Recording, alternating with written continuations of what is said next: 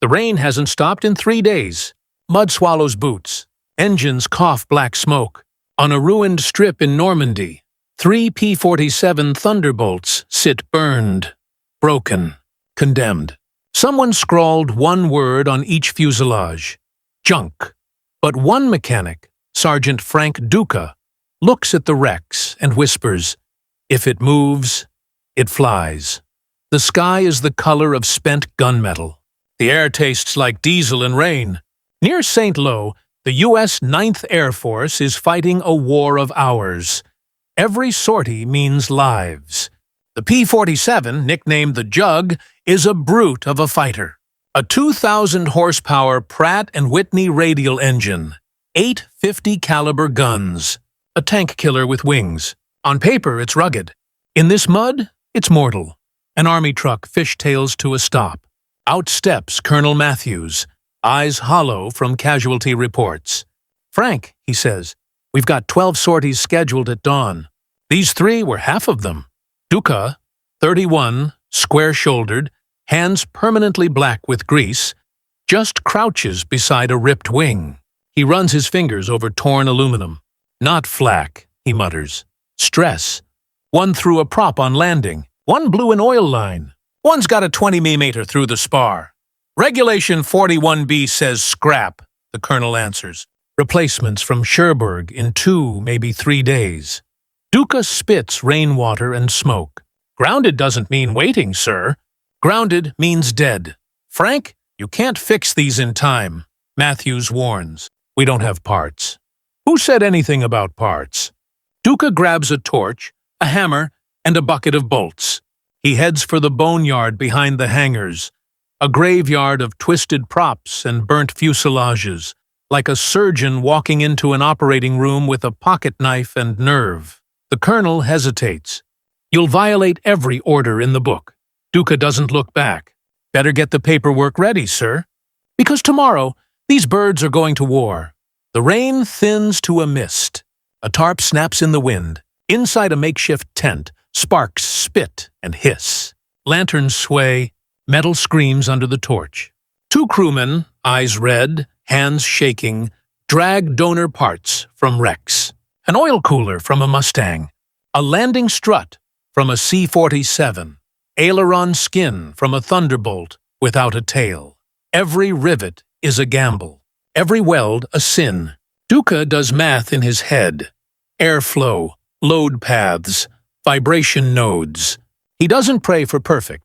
He designs for alive. He starts with the crippled wing, hacks an aileron in half, stitches it to the tip, and slides a length of steel, cut from a wrecked tank tread, inside like a new spar. Ugly but strong. He reroutes a fuel return with copper pipe and a smear of field-grade sealant. He Frankensteins the oil system with the Mustang cooler, crushes a tin can into a shim, melts scrap aluminum for a seal. Pressure test. Tap, tap with a wrench. If it doesn't leak, it'll fly. Dawn. The field holds its breath. 3 ghosts sit on their tires, scarred, mismatched, trembling. Duca lights another lucky strike, eyes gritty from 36 hours awake. He gives a tiny nod. The first engine coughs, stumbles, then catches. A deep, throaty roar rolls across the mud, like thunder waking up. Pilots and mechanics spill out of tents, laughing, swearing, disbelieving. "You're out of your mind," someone yells. "Maybe," Duca says, wiping sweat and rain off his brow. So is the war. In 1944, maintenance doctrine prized procedure over speed. Structural damage? Unserviceable until replaced. Factory parts only. Torque values logged. 3 signatures for major work. In theory, safety. In practice, paralysis. The front moved faster than supply convoys. The 9th Air Force flew low and hard. Ground attack, close air support, and non-combat losses stacked up. Mechanics were told to tag, log, and wait. But war doesn't wait. The P-47 could take punishment. Thick wing roots, a big radial that often brought pilots home bleeding oil. Yet hundreds were sidelined for beyond field repair. Duca lived in the gap between perfection and necessity. He didn't worship machines. He worked them. If it runs, it fights, he'd say. If it moves, it flies. Colonel Matthews walks up slow, water dripping from his cap. The three Thunderbolts rumble in a crooked line, paint scorched, markings mismatched. "Frank, these aren't airplanes. They're suicide notes." "Then sign them quickly," Duca replies, and signals the pilots, throttles forward. Mud geysers behind tires. The first jug lurches, wobbles, claws air. Against reason, it lifts. "Caps fly," someone shouts. The second follows. The third, tank tread spar, hesitates, rattles, then hauls itself skyward like a wounded bull that refuses to kneel. Duca doesn't cheer. He just watches the gray sky swallow them, smoke curling from his cigarette.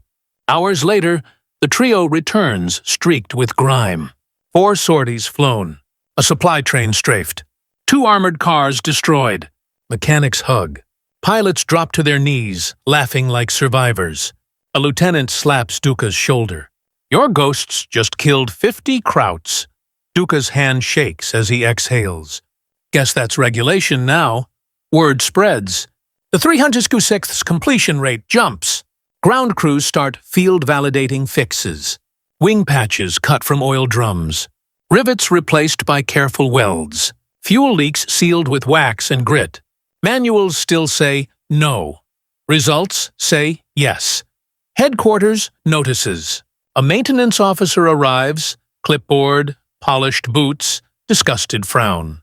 He circles the tank tread spar, mumbling, "This isn't maintenance. It's lunacy."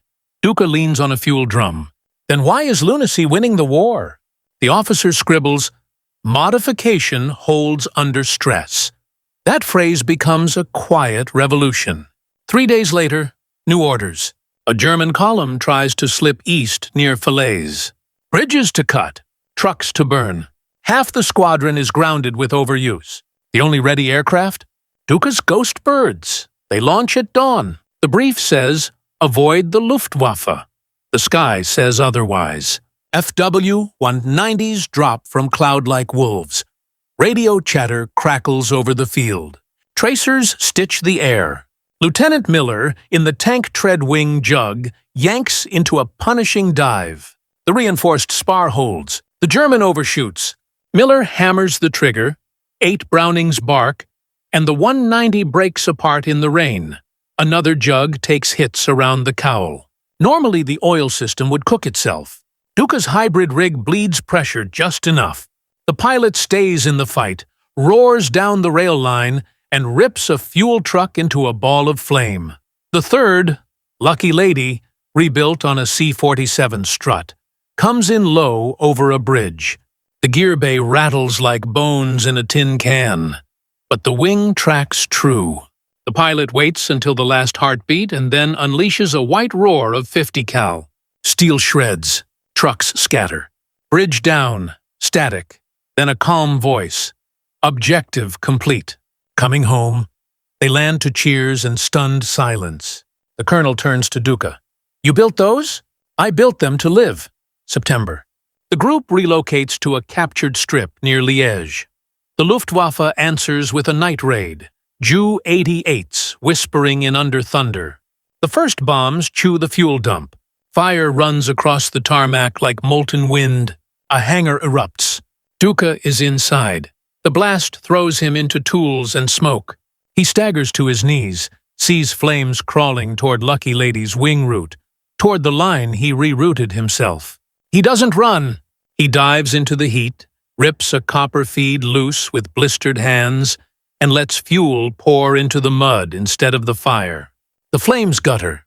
He collapses in black rain as hoses arrive. By dawn, half the flight line is wreckage. 3 of Duca's patched jugs still stand, scorched, ugly, alive. He sits bleeding on an ammo crate. The colonel shakes his head. "You're insane!" Duca coughs soot and grins. So is this war. By afternoon, he's back under the Phoenix. Lucky Lady reborn for the 3rd time. The brass can't publish, break the rules. But they can count. Each illegal repair saves 60-plus man-hours. Across Europe, that's hundreds of sorties returned to the sky. Engineers at Republic quietly collect field notes. Improvised reinforcements and emergency procedures get studied, refined, and, without names, absorbed into official protocols. The crazy fix becomes science. Inspectors still write him up.